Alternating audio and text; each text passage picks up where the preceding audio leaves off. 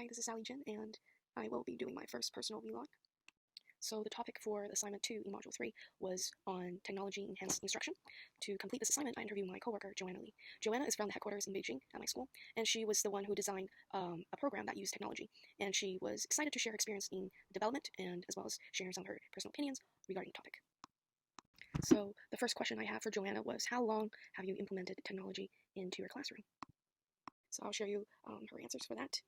She wrote, the technology that I use is called Interactive Smart TV. Elan's sister school in South Korea have already been using this technology for more than a year now, and they were showing promising results. The headquarters in Beijing saw the value in the interactive smartboard TV and decided to bring it abroad to China. It was last February that I started to work on this project with my manager. We had to review the groundwork from South Korea and modify the course material for the smart TV based on the resources we had. It took us a couple of months to string everything together. Now all Elan schools centers have an interactive smartboard TV. My second question for Joanna was, in your opinion, what are some advantages and disadvantages in using technology in class? So Joanna replied back, and her answer was, my opinion is that there are many advantages to using technology in class. For example, this interactive smartboard TV can effectively foster interest in all types of learners and help them stay engaged. Students' hand-eye coordination skills will also improve by the use of student-centered technology. The interactive smartboard TV promotes creativity because we are now offering students the freedom of expression. Of course, there are disadvantages to using technology in class. Money is one of the major concerns.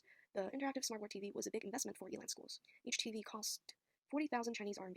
The tuition fees had to be increased to accommodate the service, and some parents thought the price was too high, and they would actually prefer the school to conduct the lessons without the technology. So in that sense, the interactive smartboard TV is narrowing down the school's customers.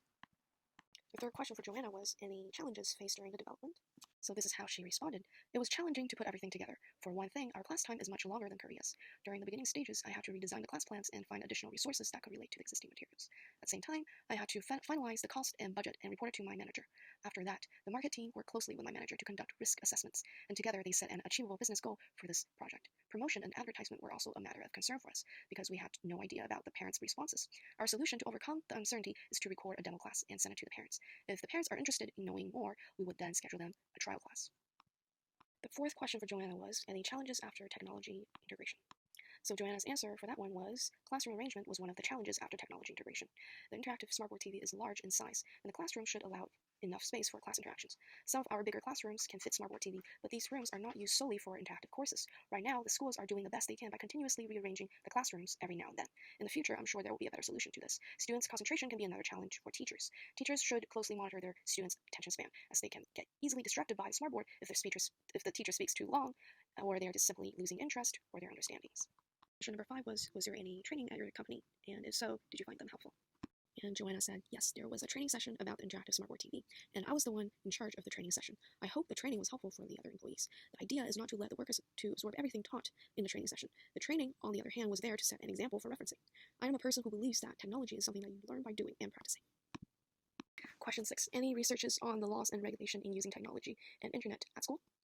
Joanna said, I haven't done any researches on laws and regulations in using technology at school. However, I think it shouldn't be an issue. The reason being is that the lesson plans and the course-appropriate videos, audiobooks, songs, flashcards are all prepared for the teacher beforehand. There is no need. Question 7, is there an IT worker at your school that can help you to troubleshoot technical problems? The answer that I got from Joanna was, yes, some schools have already encountered problems with software found in the interactive smartboard TV. And lucky us, we do have technical teams located in Shanghai and Beijing. Maintenance is crucial because we don't want things to fall apart. Technology should be monitored and progressed on an ongoing basis. It is not something that you can stop and ignore. Question 8, do you make reflections on how you use technology in class? Joanna said, yes, I reflect on my work regularly. My theory is that nothing is ever perfect, and the results are what you make of it. I spent a lot of time designing the classes, but it doesn't necessarily mean what I planned would always work.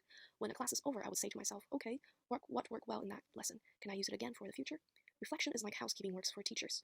Through the process of reflecting, the teacher gets to look back to their own work and make further improvements for their teachings. I sometimes talk to other teachers about what I reflected, and I always get interesting and helpful feedbacks from them. Question 9, do you make modifications to your teachings based on what you reflected? If so, please give an example. Joanna said, yes, I'm modifying all the time. When I'm making the modification, I would go back to the lesson plans and make notes of it. It could be about adding a stepping stool because the interactive smartboard TV was too tall for the students, or about using a touchable pointer for the screen because it is less sensitive to finger clicking. Being a teacher, I'm also learning about my students and the class. I'm not here to be a stubborn teacher who is running on a routine. On the contrary, I am here to teach and to figure out what worked and what didn't. Making modification is how I enhance my teaching strategies and how I improve the overall quality of my classes. This is her class plan, and too bad that you can't really see it very clearly, and I'll just read to you. It is very, very descriptive. She wrote a lot of notes on how to control the class, how to line up the students, and how to talk to students, and some lead-in activities that you can do to introduce the topics. Last question, are you willing to get updated and use more technology in your classroom? Joanna said, of course, technology is always changing, and there is just so much to learn. I am a humble explorer when it comes to technology. When you're opening yourself up to new ideas and new experiences, you're also offering yourself more opportunities for growth and expansion. A technology tool will eventually get outdated, but with an open mind, it won't be the end. So I enjoyed my interview with Joanna because I'm the instructor at my school who uses the Smartboard TV, and from this interview I actually got to know more about the development behind the course, and I thought it was very interesting and very insightful.